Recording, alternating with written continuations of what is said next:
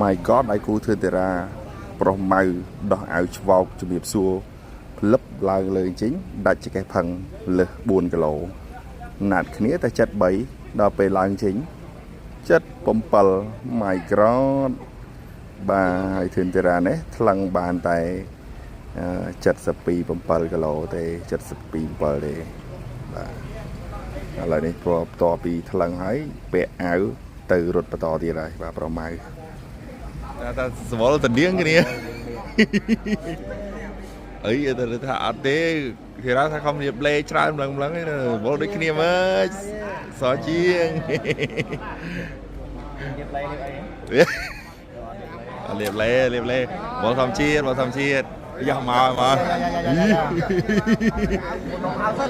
យ៉ាដល់អាវយូរមើលសាច់លោកហើយលោកញាក់សាច់ហើយមើលញាក់សាច់ហើយ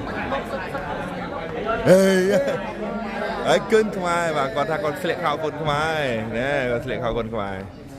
ហើយឡើងអូជំរាបសួរអីយោបាទជួយជំរាបសួរទៀតអត់ស្អាតសិន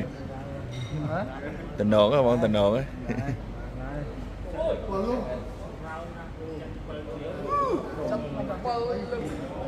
ម៉ែឲ្យ77ហើយ73ហើយ77លោកអើយដៃគូនេះដៃគូធានរានេះ77លោក